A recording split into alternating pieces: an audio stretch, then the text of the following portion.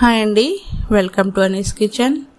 ఈరోజు అనీస్ కిచెన్లో ఎంతో సింపుల్గా టేస్టీగా టమాటా రసం ఏ విధంగా చేసుకోవాలో తెలుసుకుందాం. ఈ టమాటా రసం ఎక్కువ పులుపు ఇష్టపడినటువంటి వారు, చింతపండు తిననటువంటి వారు ఈ టమాటా రసాన్ని ఒట్టి టమాటాలతోనే ఈ విధంగా సింపుల్గా టేస్టీగా ఏ విధంగా చేసుకోవాలో తెలుసుకుందాం. ఈ టమాటా రసం చాలా కమ్మగా ఉంటుందండి. దీని తయారీ విధానాన్ని ముందుగా మనము తెలుసుకుందాం. బాగా పండినటువంటి టమాటాలను తీసుకొని ఈ విధంగా ముక్కలుగా చేసుకొని ఒక మిక్సీ జార్ తీసుకొని అందులో ఈ టమాటాలన్నిటినీ యాడ్ చేసుకుందామండి. ఈ విధంగా యాడ్ చేసుకున్నటువంటి టమాటాలన్నిటినీ మిక్సీ పట్టేసుకుందాం. ఈ విధంగా మిక్సీ పెట్టేసుకున్నటువంటి టమాటా పేస్ట్ని ఒక బౌల్ తీసుకొని అందులో వేసుకుందామండి.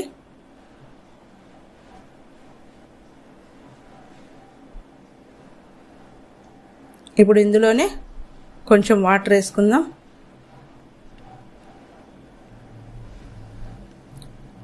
ఇప్పుడు ఈ రసానికి కావలసినటువంటి పదార్థాలు వేసుకుందాం. ముందుగా చిటికెడు పసుపు,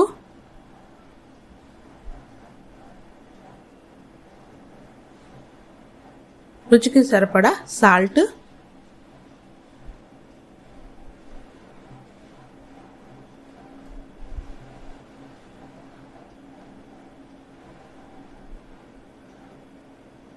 ఒక స్పూను రసం పౌడరు. నేను ఇక్కడ బయట దొరికినటువంటి రసం పౌడర్ వేసానండి. మీరు ఇంట్లో తయారు చేసుకునేదైనా వేసుకోవచ్చు.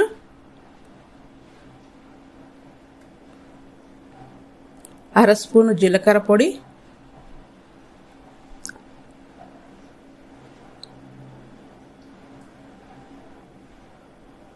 అర స్పూను మిరియాల పొడి వేసానండి.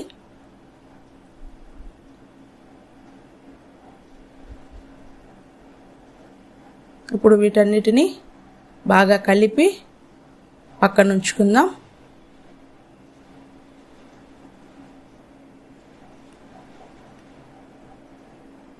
ఈ విధంగా ఈ పౌడర్స్ అన్నిటిని ఈ రసంలో కలిపి పక్కన ఉంచుకుందామండి.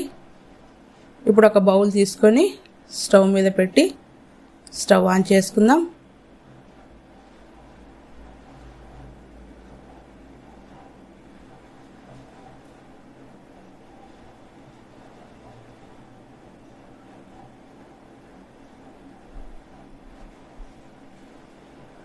బౌల్ హీట్ అయిన తర్వాత రసానికి సరిపడా ఆయిల్ వేసేసుకుందామండి. నేను ఇక్కడ ఒక టేబుల్ స్పూన్ ఆయిల్ వేసాను. ఈ ఆయిల్ హీట్ అయిన తర్వాత ఇప్పుడు ఇందులో ఒక స్పూను పోపు దినుసులు,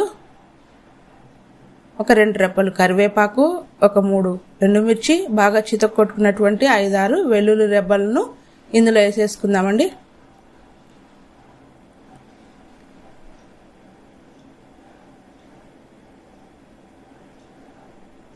ఈ విధంగా ఆయిల్ వేసి బాగా వేపుకుందాం.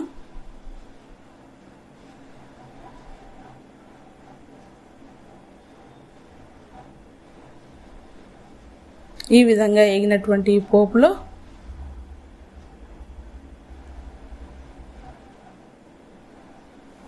మనం ముందుగా సిద్ధం చేసి ఉంచుకున్నటువంటి ఈ రసాన్ని ఈ పోపులో వేసేసుకుందామండి.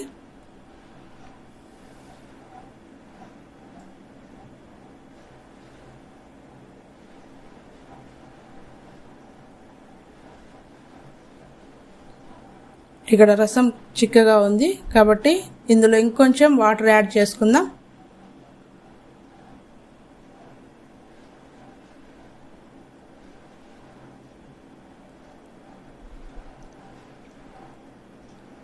ఈ విధంగా వాటర్ యాడ్ చేసుకొని మరోసారి ఈ రసాన్ని అందరినీ బాగా కలిపి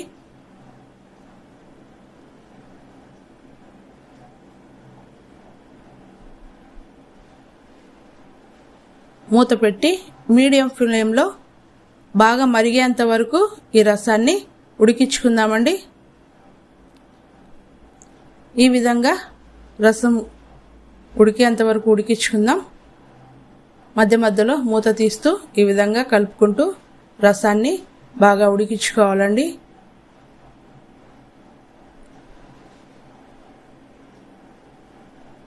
ఈ విధంగా రసం మసిలిన తర్వాత ఒకసారి ఉప్పు చెక్ చేసుకుందాం.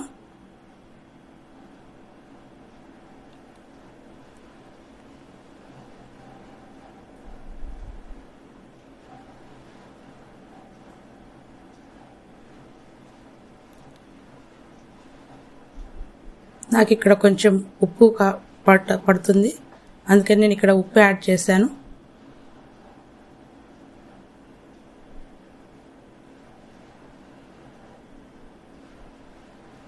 ఈ విధంగా రసాన్ని బాగా తెరల కాగేంత వరకు కాచుకొని చివరిగా కొత్తిమీర చల్లుకుందామండి.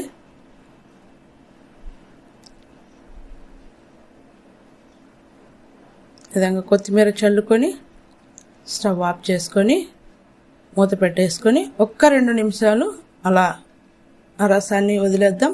ఆ కొత్తిమీర ఫ్లేవర్ రసానికి పడుతుంది. 2 నిమిషాల తర్వాత మూత తీసి చూస్తే చూసారా, ఎంతో టేస్టీ అయినటువంటి కమ్మని టమాటా రసం రెడీ అయిపోయిందండి. ఇప్పుడు ఒక సర్వింగ్ బౌల్ తీసుకొని సర్వ్ చేసుకుంటే ఎంతో టేస్టీగా ఉన్నటువంటి టమాటా రసం రెడీ అయింది. మీరు కూడా ఒకసారి ట్రై చేసి చూడండి. నచ్చితే లైక్ చేసి షేర్ చేసి సబ్స్క్రైబ్ చేసుకోండి. థ్యాంక్ యూ ఫర్ వాచింగ్ అండి.